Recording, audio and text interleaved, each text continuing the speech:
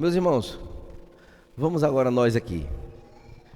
Então, queridos, nós estamos ministrando, né, já chegando ao final das nossas ministrações sobre a carta aos Efésios. E para relembrar os irmãos, a carta aos Efésios é um conteúdo que traz para nós um vislumbre acerca de algo importante que aconteceu com o povo de Deus, que é exatamente a retirada da divisão entre judeus e gentios, tornando então agora um único povo, uma única sociedade, e nós chamamos de a nova sociedade em Cristo, ou seja, um novo povo que, independente de onde são oriundos, em Cristo alinham-se, formam-se então um único povo, uma nova sociedade. Diante disso, irmãos, há coisas importantes que nós temos aprendido aqui ao longo dos domingos passados, e estas coisas importantes trata do capítulo 1 ao capítulo 3 de Efésios. A gente observa claramente a teologia desta carta, ou seja, o ensinamento do apóstolo Paulo sobre esta carta, trazendo então para nós um vislumbre, uma abertura, um clarear do conhecimento, um aprendizado acerca daquilo que ele então apresenta como obra de Cristo, que salvou os judeus, que salvou os gentios e que agora são um único povo. Porém, do capítulo 4 em diante, as coisas agora passam da teoria para a prática. Agora o apóstolo Paulo começa então a tratar de assuntos que são muito pertinentes à nossa fé e à fé deste povo que agora vive em novidade de vida, em uma nova sociedade em Cristo. E observando, irmãos, os capítulos e as pregações que outrora já foram ministrados, né, já trazem para nós então aquilo que é importante para a nossa vida prática. Eu preciso saber como viver, como fazer, como é que agora eu vou viver dentro desta nova sociedade.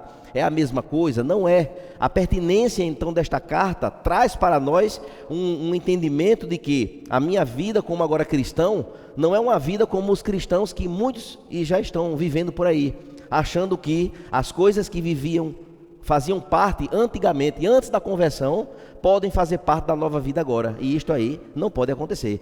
O texto vai trazer para nós, já trouxe para nós, que há de haver uma ruptura importante das nossas práticas da velha sociedade, da velha vida, para uma nova vida agora. E qual é o grande problema, qual é o grande desafio?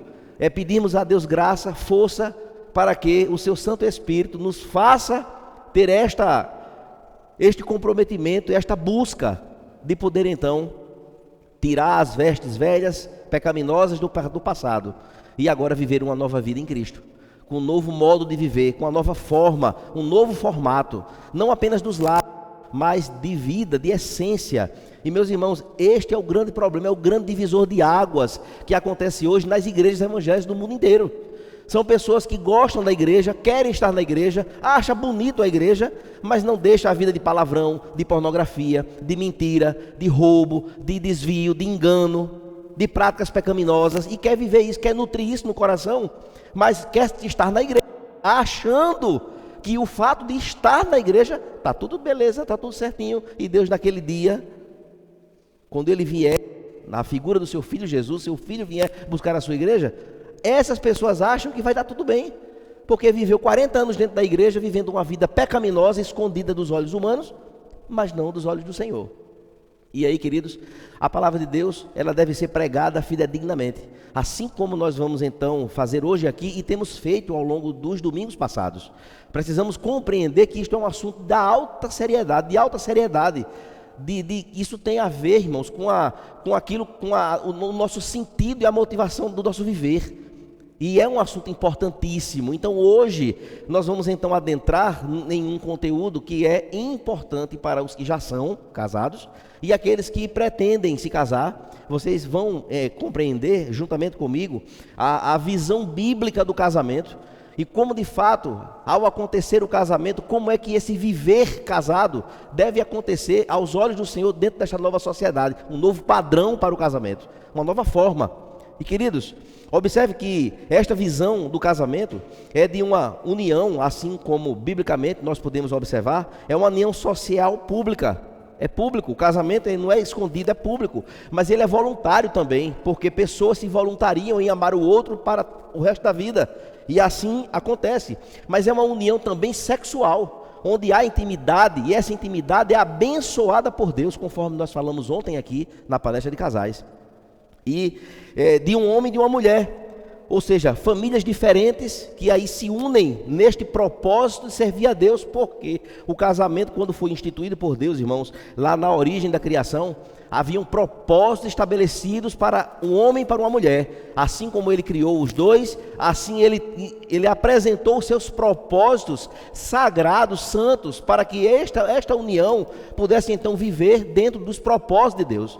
É bem verdade que quando nós olhamos para isso, o casamento, irmãos, existe para coisas que são importantes, que eu preciso dizer hoje aqui de forma bem resumida. Através dele, irmãos, a unidade, a unidade do casamento dessas duas pessoas, no casamento, ela deve servir a Deus e com isso procriar para que os filhos sejam de fato pessoas que fazem parte da família santa, do pacto. E isto é importante demais. A ordenança do Senhor é que crescei e multiplicai. Então, se de fato isto é uma verdade, como assim nós cremos, nós precisamos ter um olhar para esta construção familiar, olhando neste ângulo, neste prisma. Há de fato propósitos para o casamento, e um deles é esse. Observe que também, irmãos, através de uma intimidade fiel do homem para com a mulher, assim o casamento acontece. E também, irmãos, relações sexuais devidamente ordenadas, visualizando o cumprimento dos papéis que o sexo assume são de homem e mulher. E quais são os papéis? Muitos acham que a sexualidade é ligada a um eros mundano, podre, todo complexo, cheio de seus penduricalhos, que nada tem a ver com os propósitos que Deus estabeleceu no sexo para o casamento. Isso nós falamos ontem aqui de forma muito clara. E eu queria dizer para os irmãos aqui que são casados e aqueles que vão se casar, o sexo que acontece, que deve frequentemente no casamento, deve assumir 3 papéis importantes na nossa vida. O primeiro papel deles é, de fato, a procriação. E isso, irmãos, é um foco bíblico, né, de procriação, de gerar filhos. E nós podemos afirmar categoricamente: os casais que fazem a opção, não por impedimento de condição física, patológica, mas os casais que casam e fazem a opção de não ter filhos, vivem em pecado. Estão descumprindo uma ordenança que Deus deu. Se não quer filho, não case. Viva solteiro. Mas a ordenança existe. Se a ordenança existe, ela tem que se fazer valer. Então, não sei em que tempo vai ser, qual é o momento certo, adequado, cada casal sabe, entende, vê, visualiza. Mas eu vou começar a orar agora para que a nova frota de meninos, de crianças, chegue em 2024, para a glória de Deus, amém? Que o ano passado nasceu 11, então, beleza, já deu, né? Maravilha, né? Daqui uns dias eles estão subindo aqui, fazendo o mesmo momento aqui na frente. Então, eu estou visualizando aqui que tem muitos casais aí, né? Que já estão ficando maduros, o fruto já está maduro, já está bom de fazer as coisas caminharem. Mas também o sexo é feito para o prazer do casal, um deleite abençoado por Deus, visualizado debaixo dos olhos do Senhor, corandel.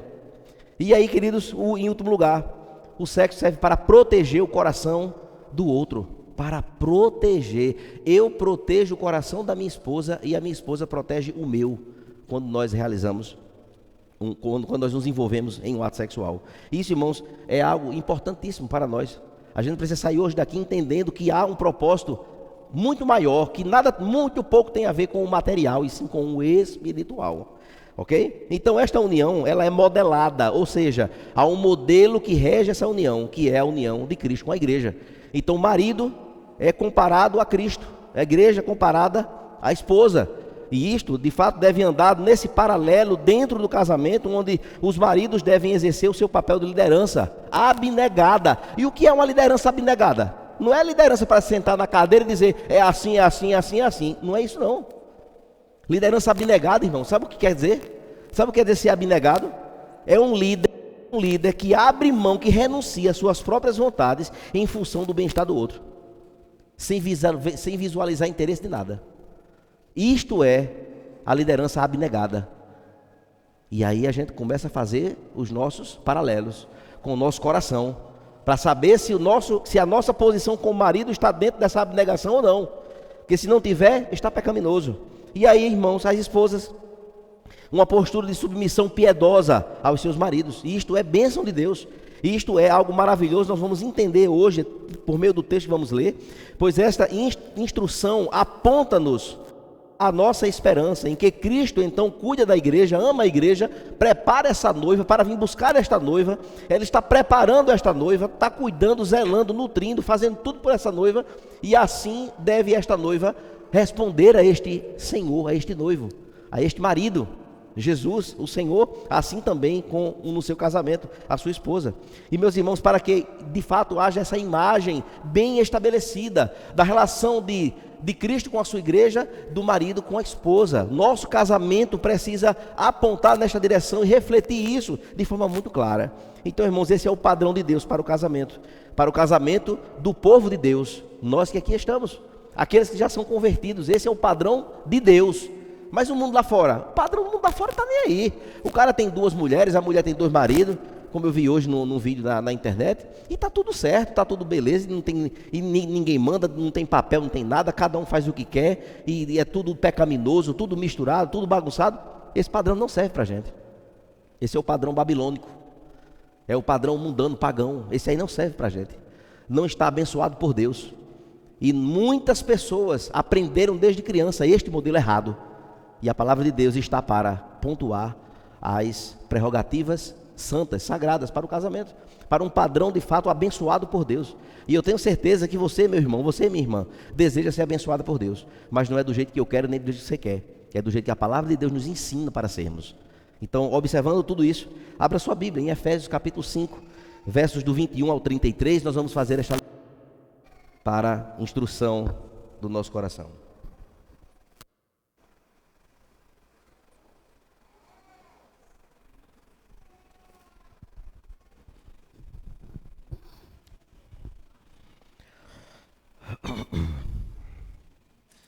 Efésios capítulo 5, a partir do verso 21.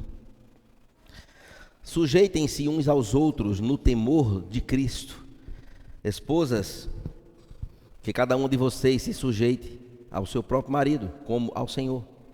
Porque o marido é o cabeça da esposa, como também Cristo é o cabeça da igreja, sendo ele próprio o salvador do corpo. Como também a igreja está sujeita a Cristo, assim também a esposa se sujeite em tudo ao seu próprio marido. Maridos, que cada um de vocês ame a sua esposa, como também Cristo amou a igreja e se entregou por ela, para que a santificasse, tendo-a purificado por meio da lavagem de água pela palavra, para a apresentar a si mesmo como igreja gloriosa, sem mácula, sem ruga, nem coisa semelhante, porém santa e sem defeito. Assim também o marido deve amar a sua esposa como ama o seu próprio corpo.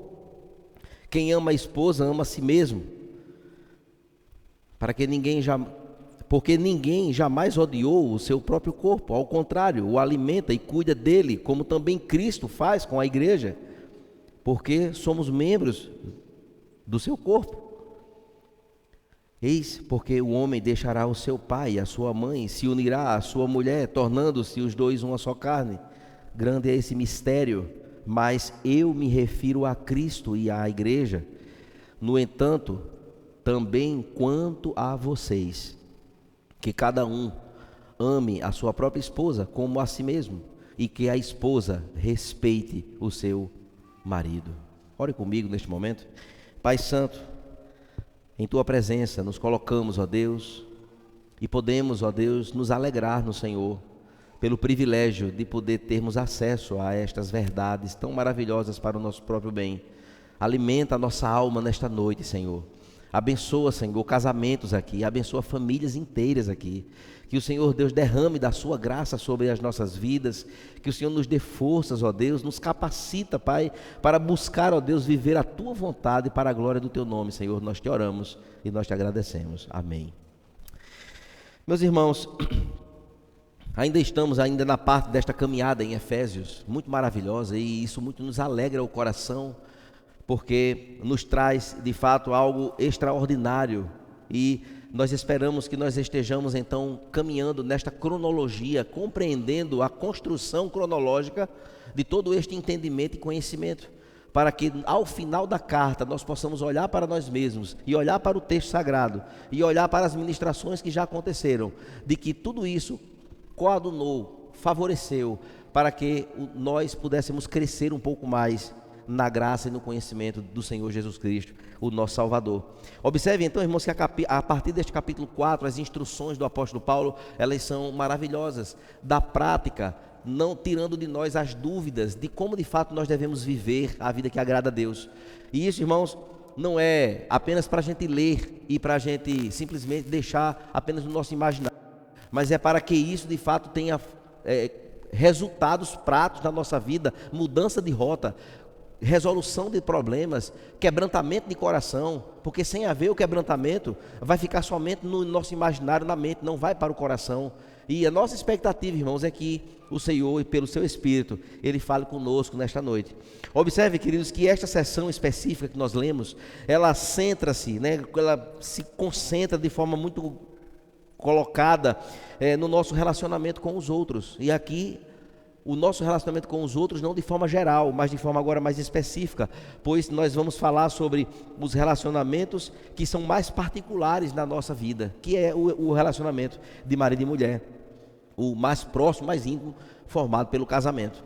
Assim sendo, irmãos, no entanto, a coisa mais importante a notar é que o nosso relacionamento, ou seja, relacionamento de marido com a esposa, não é o tema principal da carta aos Efésios. Nós sabemos disso. Aqui é apenas um ponto. Ele está abordando nesta porção apenas um ponto de toda uma envergadura, de toda uma história, de toda uma instrução que deve acontecer. O ponto central não é aqui o casamento. Sua preocupação teológica, ou seja, a preocupação teológica do apóstolo Paulo em escrever esta carta, ela vai muito mais além. Ela está agora, ele almeja nesta ampliação a vida do crente no Espírito Santo.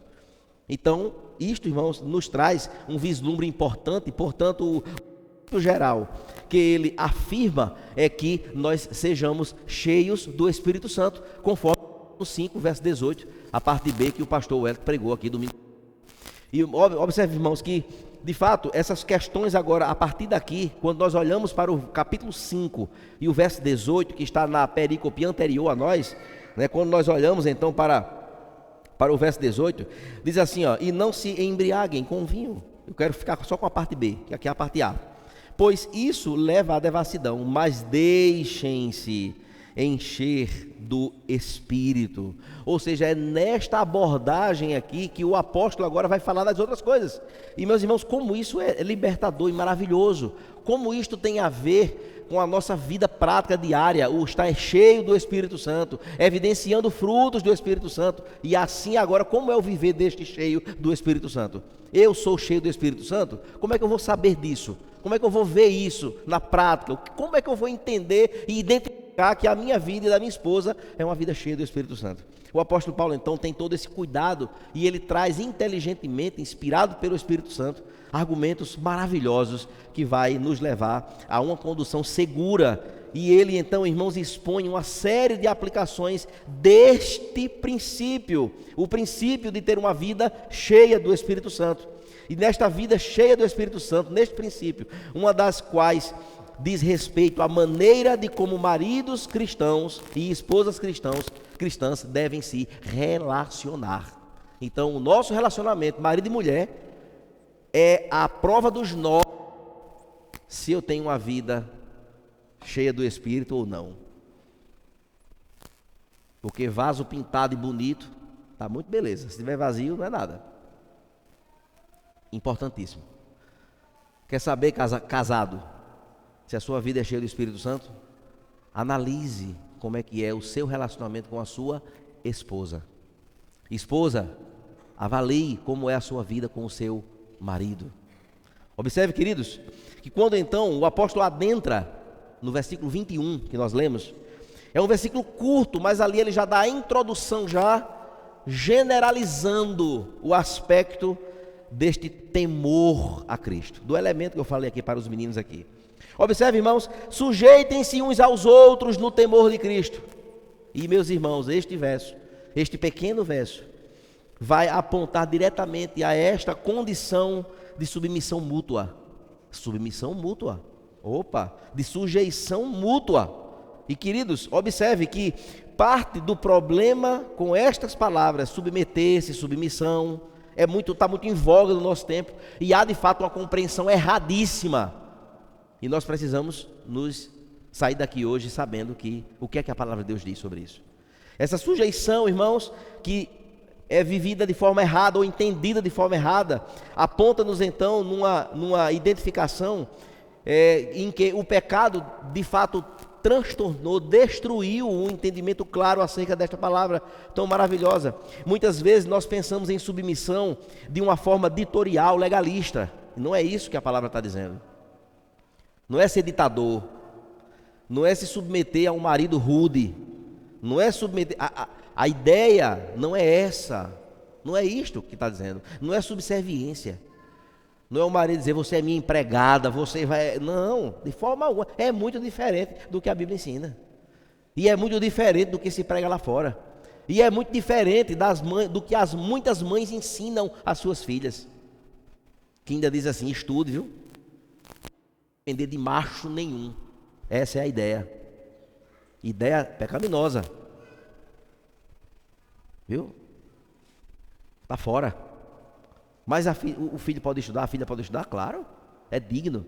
Estude, se forme, seja uma médica, seja uma odontóloga, seja uma instrutora, seja uma professora, seja a profissão que você quiser estudar. Problema nenhum, nada a ver com isso. Agora, este ensinamento tem destruído muitos casamentos, porque a menina cresce com esse entendimento de independência. E aí que o marido se disser, minha filha, esse cabelo está feio, já tem uma resposta prontinha, não é? Ajeita esse cabelo, vamos fazer assim, vamos combinar aqui? Não. A autoridade bate no peito e diz, não, eu aprendi dessa forma que minha mãe me ensinou, e aí começam muitos problemas. Meus irmãos, não é isso. A palavra de Deus não está falando sobre isso. Está muito longe disso. Jesus, irmãos, de uma forma prática, sobre submissão. Embora ele fosse o Rei dos Reis, ele veio como servo e nos ensinou o que é se sujeitar. Ele foi o próprio exemplo. O Senhor foi o exemplo de se sujeitar, de vir para servir, de se sujeitar a pessoas. Irmãos, presta atenção, o princípio é esse. Devemos ter, irmãos, um espírito submisso. O crente deve ter isso no seu coração, um espírito de submissão, de estar pronto para todos os deveres dentro dos aspectos, lugares onde chegar, estações, sei lá, onde o Senhor colocar a nossa vida, o nosso pé. Este é o direcionamento. Observe que o apóstolo Pedro, na sua primeira carta, no capítulo 5, versos 5 e 6, diz assim, jovens, observe, e aqui é para os jovens mesmo, da mesma forma sejam submissos aos mais velhos. Quantos jovens dá resposta assim ao pai, na lata assim, ó, pá, não quer nem saber. O nível de arrogância e de insubmissão nas alturas. Uma sociedade doente, que vai dar problema lá na frente, vai ser problema. Porque em casa já é atrevido, já está fora do padrão. Existe isso na nossa sociedade, irmãos. E quem não obedece pai e mãe vai obedecer quem? A polícia, a força. Realidade pura. Por que muitos jovens estão morrendo hoje? Liga o rádio, assiste a internet, você vai ver. É o cumprimento da palavra. Honra teu pai e tua mãe. Para quê? Para que se prolongue os teus dias sobre a terra. Aí o que é que o filho faz? Desonra. O que é que vai acontecer? Vou abreviar os dias dessa juventude. É claro. Então, falta de sujeição. Observe, queridos, observe que o texto continua dizendo, todos vocês revistam-se de humildade uns com os outros, porque Deus se opõe aos orgulhosos, mas dá graça aos humildes. Humilhe-se, portanto, sob a poderosa mão de Deus, para que Ele possa exaltá-los no seu devido tempo. E meus irmãos, se sujeitar, irmãos, é aquilo que acontece na nossa vida, tendo como exemplo a pessoa de Cristo, que naquele dia pegou uma bacia com água e atuou o quê? Os pés sujos dos seus discípulos, dos seus apóstolos. E Pedro não queria que ele lavasse. Ficou até chateado. Não, meu pé? Tá doido, o Senhor é o Senhor. Eu vou lavar meu pé? Não. Ele disse, pois é, irmão. Então, já que tu não quer que eu lave teu pé, tu não tem parte comigo. E aí ele sentiu a pancada. E por que o marido não pode lavar o pé da esposa? E por que a esposa não pode lavar o pé do marido? E por que o marido não pode expressar o seu amor e a sua sujeição abnegada? Olha só, um amor abnegado, uma liderança abnegada, de abrir mão da vontade própria do marido para o bem do outro. Não deixou ele de ser líder. Lembrando que ele é o cabeça, quem tem a última palavra é a dele. Não é daquele jeito não, viu? Que a esposa diz, é assim, e ele, sim senhora. Não. Há todo um entendimento santo nisso aqui. Santo, sagrado. Observe, irmãos, que quando o versículo 21 diz, no temor do Senhor, ou seja, sujeitem-se uns aos outros. E queridos, preste atenção. Na hora que a gente casa, a nossa vida não é mais a mesma. Essa história de dizer, não, eu casei, eu vou ser assim, serei assim, não vou mudar porque eu casei, não. Não é crente. Se converta. Ah, o filho nasceu? Não mudou nada para mim. Se converta, que muda mesmo. Pai e mãe não tem mais hora para dormir, não tem hora para acordar, não tem hora para comer, não sabe se come, porque tudo é um menino, tudo cuidar, trocar fralda, é zelar, vai para o hospital, pega de surpresa, e vai, e é assim, e exemplo maior de sujeição do que isso? E pai e mãe se sujeita mesmo, para poder ver o camaradinha e a menininha crescendo. Tem que ensinar, irmãos. Tem que ensinar a nossa galera, ensinar os menininhos, os pequenos, se sujeitar. É o princípio bíblico. Não tem para onde correr, irmãos. Mas esse no temor do Senhor, queridos, é um ponto importantíssimo. E é verdadeira essa motivação de uma sujeição um ao outro. Observe que Pedro, ele repete a sua ideia, aliás, o apóstolo Paulo, ele repete a sua ideia durante toda a sua sessão extensa de submissão. Tudo ele fala no temor do Senhor. No temor do Senhor, nós vamos ver isso, ele fala várias vezes. No temor do Senhor, no temor do Senhor. E o que de fato seria isso, irmãos? As palavras no temor do Senhor descrevem qual deveria ser o nosso motivo de nos submeter uns aos outros. Por isso, irmãos, que quando nós orientamos aos irmãos solteirinhos, cuidado, peça ao Senhor que você encontre alguém temente a Deus. Vá por mim, vá pela Bíblia, vá. Não vá na doida não, não jogue a rede no mundo não, que dá errado. Porque vai vir um de lá ou uma de lá que não é temente a Deus como você é, vai dar problema. Crente casa com crente. É bíblico. Deuteronômio capítulo 7 diz isso com muita clareza. Porque tem que ser no temor do Senhor. E como é que eu vou agora ver o temor do Senhor em um marido descrente? Me diga, irmão. A não ser que houve uma conversão depois. Mas se você hoje é do Senhor, do povo de Deus, cuidado.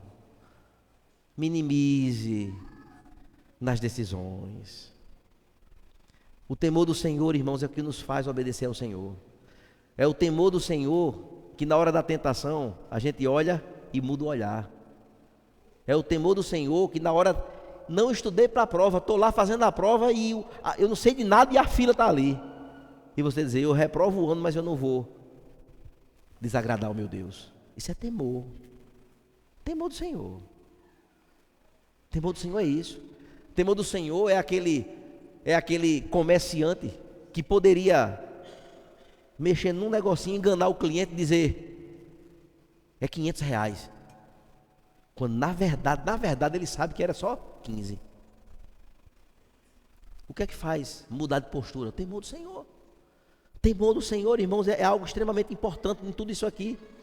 E observe, irmãos, que quando nós olhamos para isso, Paulo usa o termo no original de medo. Temor, na palavra original é medo, mas não é um medo tenebroso, não é esse medo de ter medo da pessoa, não. É um medo daquele tipo respeito. É um medo daquele tipo, é compatível com um medo em amor. É um medo de desapontar a Jesus. É um medo de não decepcionar o Senhor. O nosso filho pequeno, quando eu era pequeno, eu tinha temor do meu pai. Bastava meu pai olhar, eu já entendia o recado, não precisava dizer mais nada. Isso era ter medo? Não, era temor de não desagradar ele, não desobedecer a ele. Porque se eu tivesse medo, eu não ia para o colo dele. Eu não ia estar com ele, abraçado com ele. Eu não tinha momento nenhum de carinho com ele. Mas na hora que eu estava nas minhas brincadeiras que estavam excessivas, bastava um olhar. Eu já dizia tudo, eu já entendia o recado, e eu já mudava a minha rota, já estava no meu canto quietinho, sabendo como é que é. Porque este temor é um temor em amor. Não é um medo, não é terror, não. É o temor de não desagradar, de não entristecer o Senhor. E meus irmãos, só faz isso quem é crente. E quem não é crente, está nem aí. Ele está pouco preocupado se Deus vai achar bom ou ruim, quer nem saber. Mas para quem é crente, existe esse temor. E nós precisamos botar isso de prática na nossa vida. Botar isso em tudo, não é só aqui não, não é só no casamento não, é em tudo. Cadê o nosso temor, Senhor? A gente está lendo os mandamentos aqui. O dia do Senhor não foi abolido não, o quarto mandamento está lá, valendo do mesmo jeito. A palavra de Deus manda nós congregarmos. Eu preciso viver o ajuntamento dos santos. Mas eu vivo como se isso não tivesse valor nenhum. Aí eu pergunto, cadê o temor? Ah, tanto faz. É nessas horas que a gente vê o nível de temor que a gente tem em relação a Deus. Observe, irmãos, que quando eu olho então para o verso 22 até o verso 24, Paulo agora, ele dá um exemplo de dentro de casa. Começa agora os finalmente dentro do lar. E aí, irmãos, ele começa a falar sobre a esposa logo, né? Primeira parte da esposa, que vem logo no início. E aí, esposas, cada uma de vocês se sujeitem ao seu próprio marido, como se fosse ao Senhor, como ao Senhor. Ou seja, eu vou me sujeitar a você, marido, por conta do Senhor, é por Ele, amor a Ele, eu sou abençoada e eu vou me sujeitar a você, em amor, agradavelmente, lindamente, prazerosamente. É como se fosse ao Senhor. Quando nós chegarmos na parte dos funcionários e dos patrões, a orientação é que o funcionário, ele deve obedecer, se sujeitar ao seu chefe, como ao Senhor. Aí engraçado, né? A esposa trabalha no seu estabelecimento, na sua loja, na sua clínica, no seu hospital, sei lá. Aí o chefe lá diz assim, olha, amanhã tem plantão extra, viu? Todo mundo aqui. Tá tudo beleza. Mas se o marido em casa é amor, faz um cafezinho pra gente aí. Ah, você não é aleijado não, vai lá e faça. Como é esta equação? Não entendo. Porque a relação íntima não é do chefe com ela. A relação íntima é com quem? É com o marido. É assim que funciona, irmãos, na prática. E isso precisa mudar de realidade. Isso precisa mudar. Os nossos de casa merecem o melhor. O melhor. O melhor. Viu? Nossa esposa, o nosso marido, é para tomar um cafezinho bem novinho, quentinho, gostoso, ao lado dela ou dele, né? Na hora de comer, entendeu? Se tem um pratinho de porcelana, não venha com pedaço, com bacia, na comida, não. Né? Aquele copo do requeijão, se só tem ele, amém, glória a Deus por isso. Mas se tem um copinho melhor, vamos usar um maiorzinho. É honra. Irmãos, isso é vida, é prática. Observe, queridos, que quando nós olhamos para isto aqui, o que o apóstolo Paulo está dizendo, está ensinando aqui, isso se abre como um leque para nós. E observe, esposa, seja submissa ao seu próprio marido, como no Senhor. E o verso 23 diz, porque o marido é o cabeça da esposa, ele é o líder, ele tem a palavra final. Ele assumiu esse papel dado pelo próprio Deus. E quem sou eu para questionar Deus, se ele deu esse papel? Agora, calma aí, que vai chegar a parte dele. E aí observe, como também Cristo é o cabeça da igreja, sendo ele próprio o salvador do corpo. Ele é o salvador do corpo, ele é o cuidador do corpo, é o zelador do corpo, ele protege o corpo, ele faz tudo pelo corpo, ele faz tudo pela igreja. Observe o verso 24: como, porém, a igreja está sujeita a Cristo, assim também, esposa, se sujeita em tudo ao seu próprio marido. E, queridos, observe, meus amados, que as esposas da nova sociedade em Cristo são instruídas a se submeterem aos seus próprios maridos, como ao Senhor. Ou seja, elas devem ser esposas nesta submissão aos seus maridos, e isso inclui, irmãos, sabe o quê? Coisas simples, que faz toda uma diferença na cabeça do marido, no coração do marido. Honra, obedecê-los nas orientações, as decisões. A mulher quer ser protegida. A mulher, ela quer sentir-se acolhida nos braços de um homem que cuida dela e que toma a frente, que toma as iniciativas e que tem a palavra final e usa de sabedoria e é temente a Deus, para que ela veja nele esse temor e diga: eu estou segura nos braços de um homem que cuida de mim, abençoado por Deus.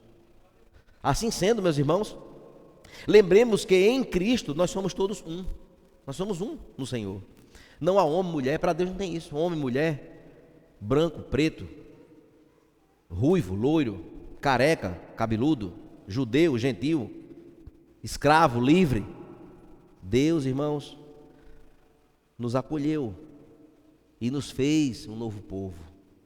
Então, para Deus, marido e mulher são dois que Ele criou e estabeleceu papéis muito definidos para cada um deles. A submissão, então, irmãos, egoísta que nós conhecemos, procede de um conceito errado de submissão da mulher. E eu queria citar aqui 4 mitos que muitas mulheres acreditam quanto à submissão. O primeiro mito é de que a submissão ao marido é um ato de desigualdade. Não é. Onde a mulher está sendo inferiorizada. Não é. Biblicamente não é assim. A sociedade pode achar isso, mas de onde a sociedade tirou isso? Não. A fonte é as Escrituras. E não é isso. A mulher não é diminuída. Muito pelo contrário.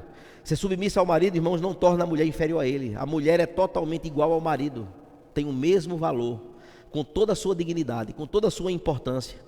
A diferença entre eles são apenas as responsabilidades que Deus deu a cada um. Deus deu soberanamente a cada um. Ponto. Não há nada de ser diminuída. Pelo contrário. Todos os maridos aqui sabem o quanto as nossas esposas ajudam, auxiliam, cooperam, abençoam. É uma bênção ter uma esposa temente a Deus. E isso nós precisamos valorizar. Precisamos agradecer a Deus por elas e tomar atitudes honrosas com elas, e jamais atitudes desonrosas. Então essa ideia que a mulher é diminuída porque é a esposa, negativo, é mito. Segundo mito, de que a mulher tem de ser submissa a todo homem. Isso é verdade, não é verdade. A palavra de Deus diz que a submissão ela é específica para o seu marido e não a todos os homens, a não ser que seja uma submissão de trabalho, de autoridade de um homem que está sobre ela. Então, é outro mito que dizem que a Bíblia ensina, conversa furada. Terceiro mito, de que a submissão deve ser cega. Não há submissão cega. A submissão ela deve ser dentro da vontade de Deus. E eu estou falando aqui para casais crentes, ou aqueles que estão aqui que ainda não são, para que passem a conhecer o que é que a Bíblia ensina.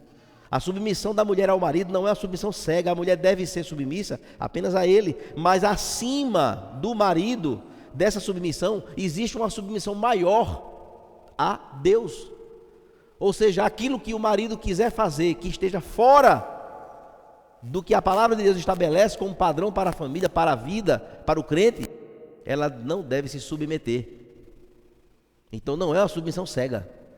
Essa história de dizer que na submissão agora perdeu o valor e agora é para fazer tudo que o marido quiser. Vírgula. Existe muito mito nessa história.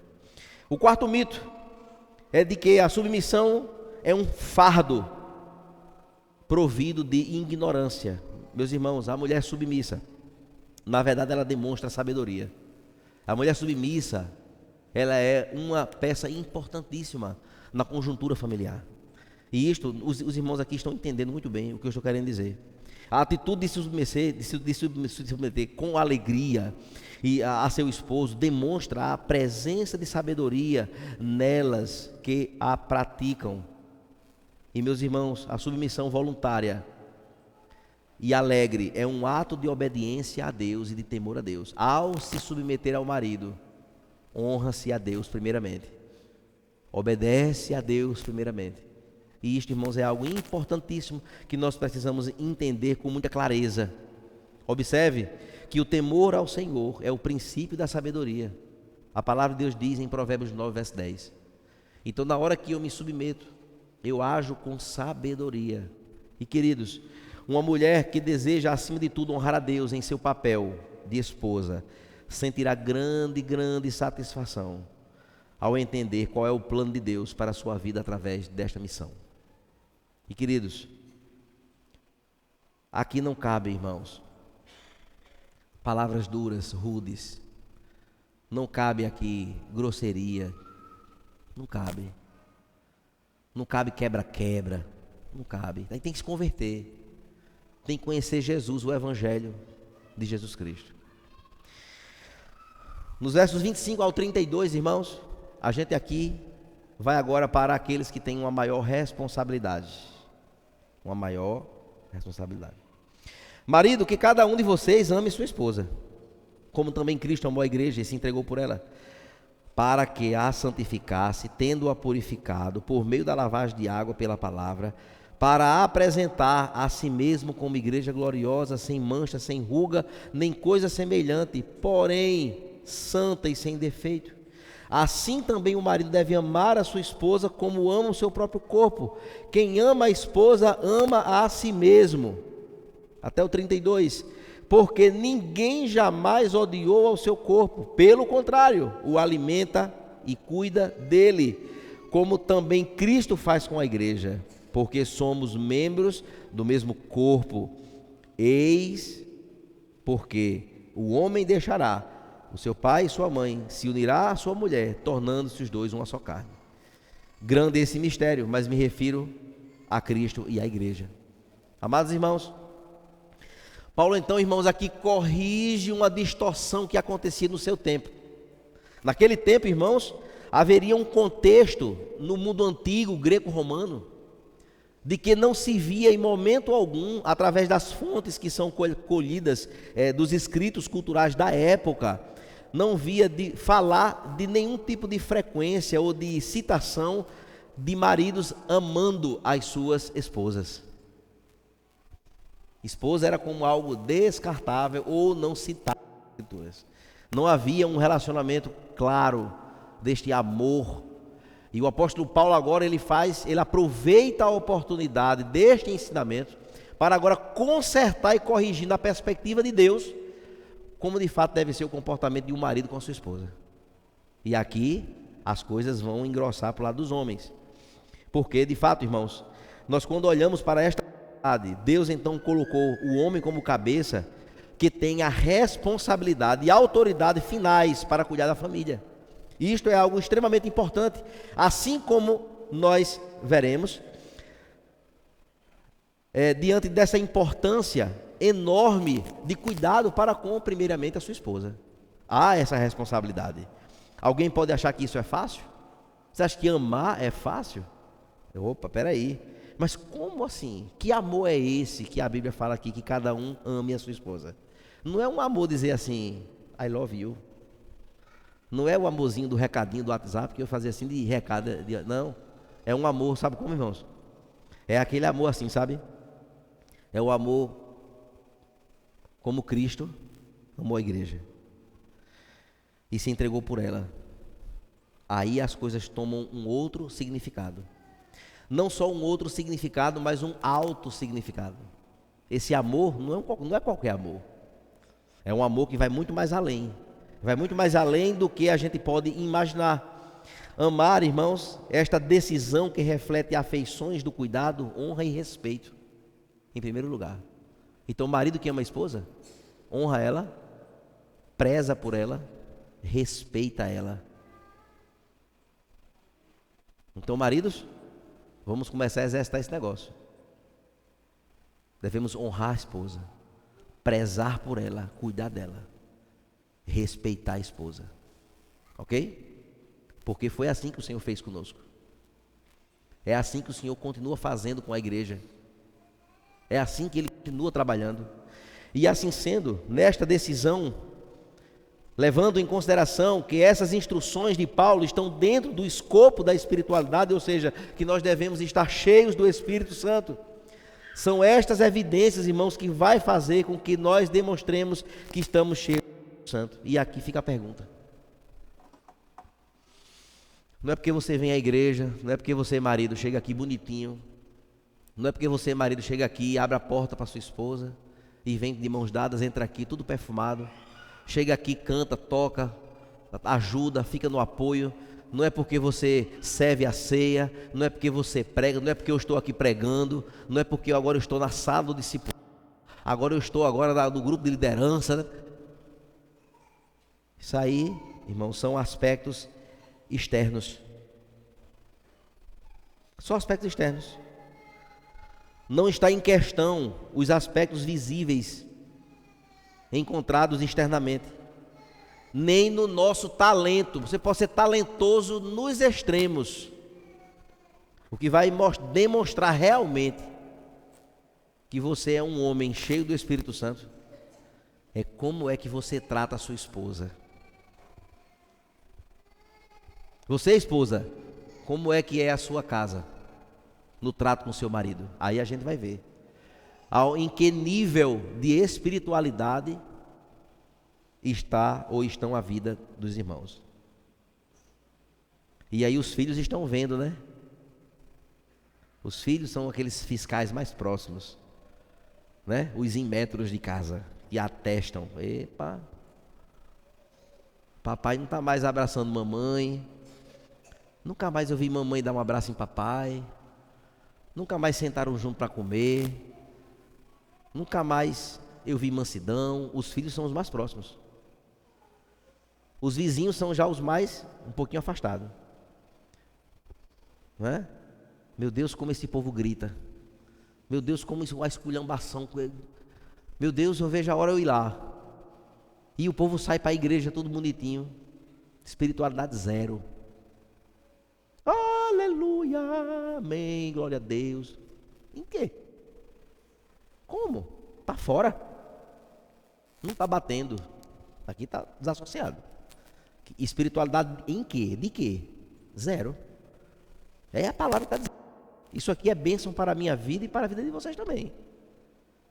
Para que a gente comece a fazer avaliações bíblicas acerca da nossa espiritualidade, da nossa nova sociedade vivida em Cristo, apontada na carta aos Efésios. O apóstolo Paulo está dizendo. Está aqui muito claro.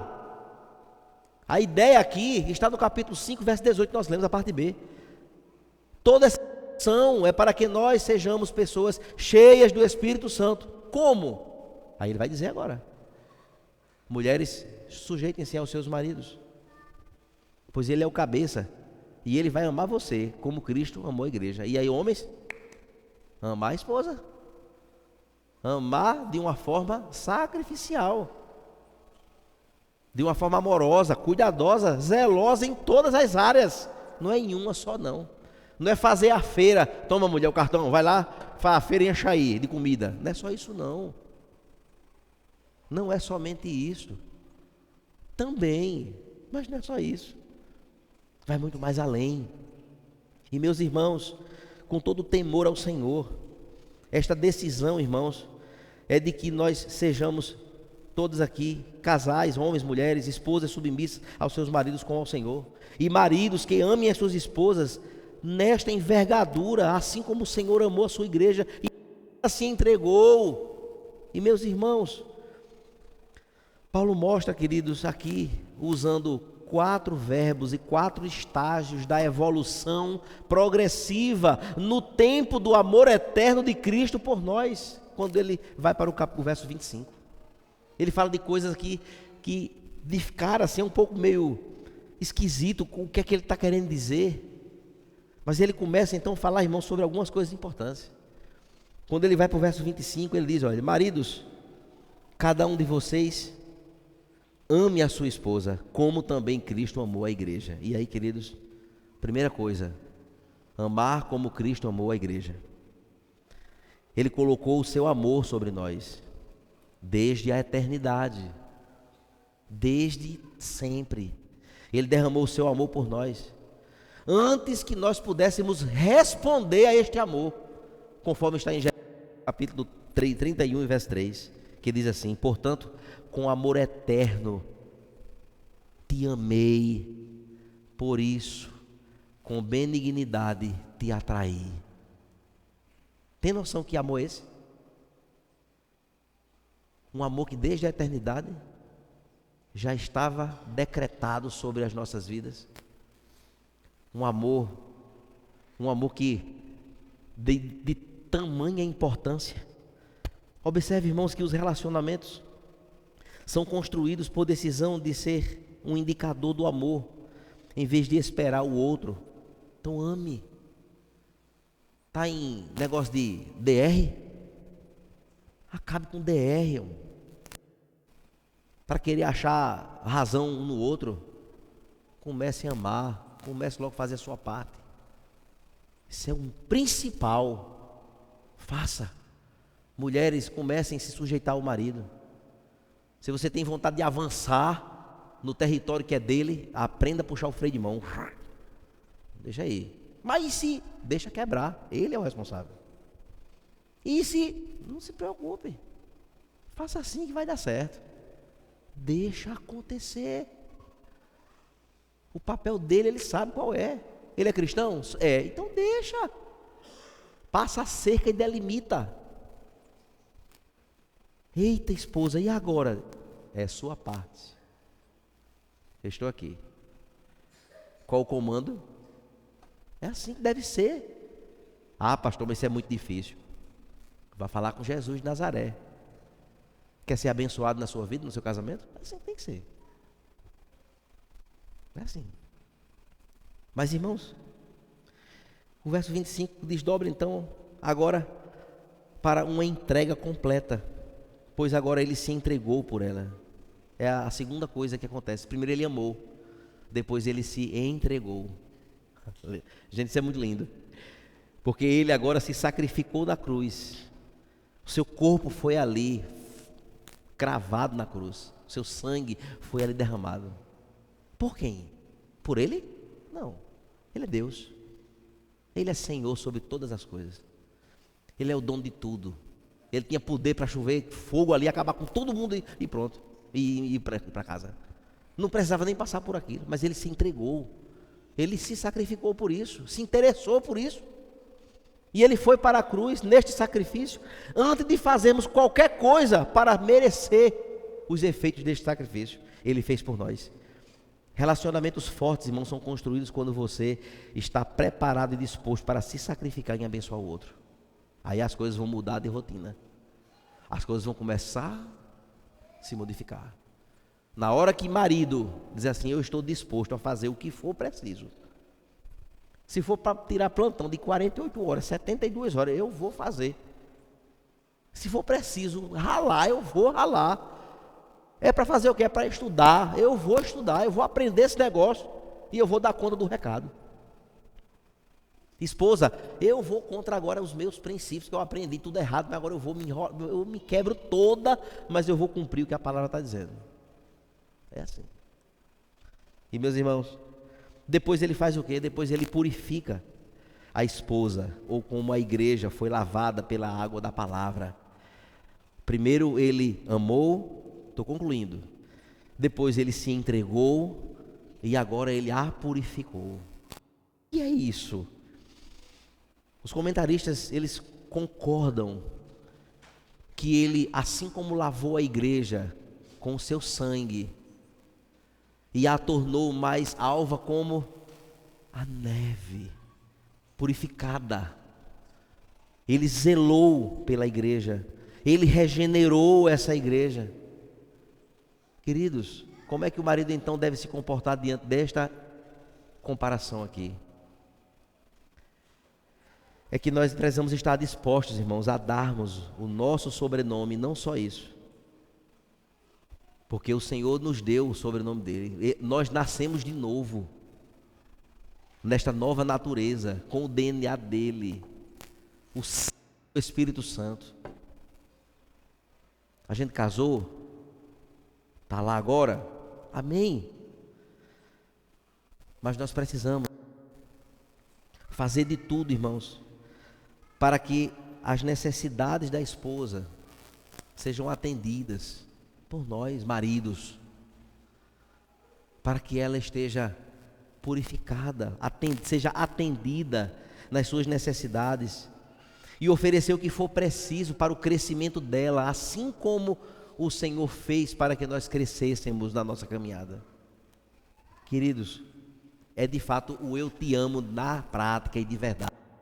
Não é no caixinho de chocolate, na caixinha de chocolate, no buquê de rosas. Tudo isso é maravilhoso e bonito.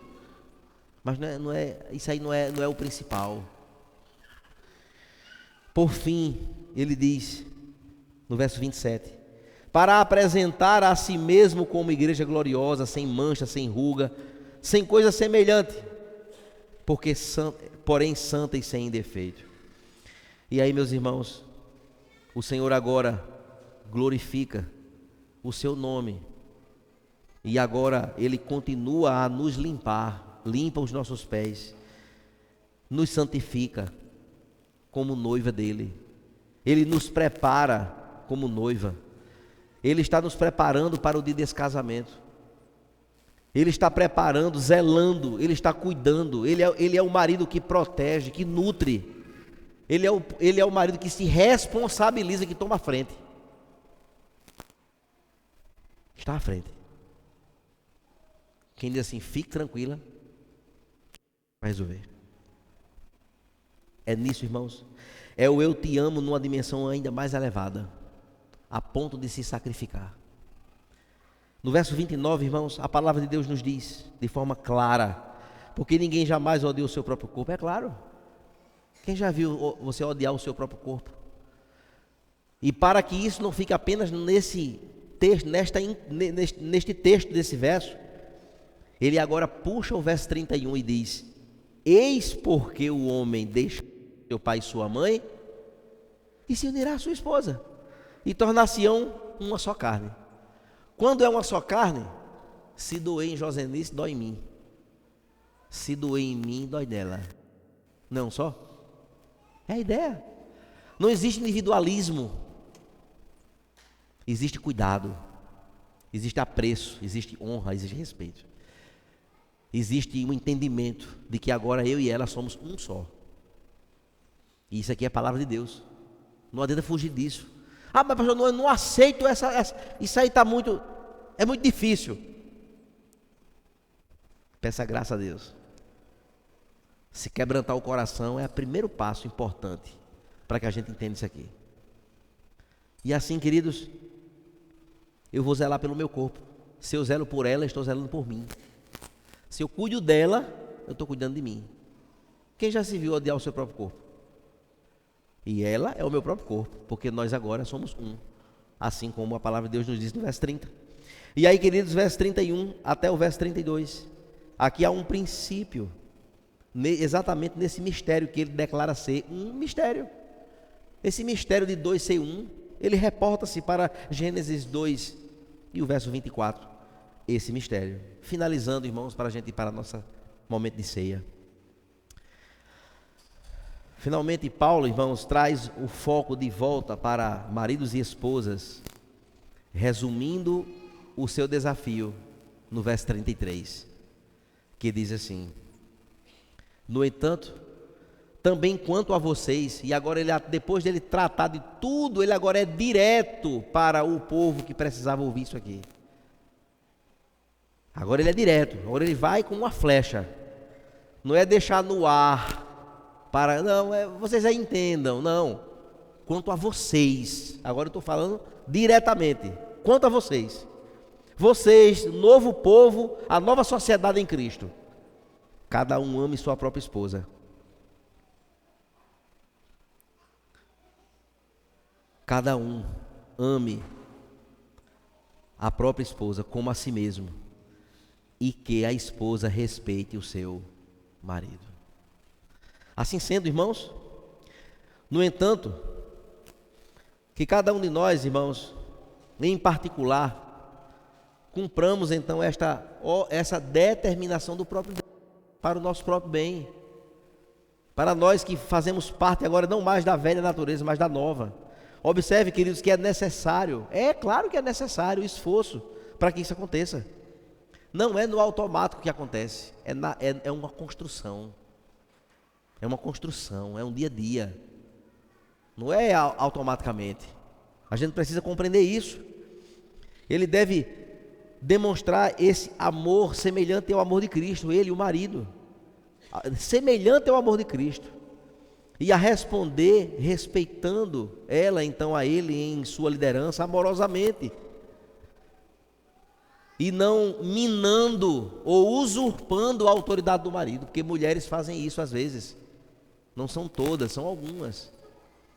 Passa por cima, não quer nem saber, de tal forma que os filhos, quando quer uma coisa, não vai mais falar com o papai. Fala com quem? Com a mamãe. Por quê? Porque quem manda sempre é ela mesma. Olha o erro do marido. Pai, eu queria cortar o cabelo. Fale com sua mãe. Espera aí, se for um fale com sua mãe circunstancialmente, por conta de alguma coisa específica, tudo bem.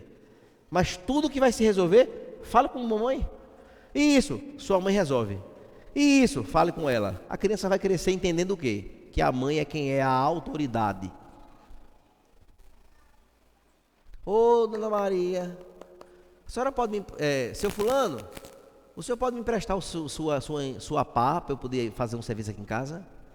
Espera um pouquinho aí, amor. Fulano quer a pá, eu posso emprestar? O que é que tu acha?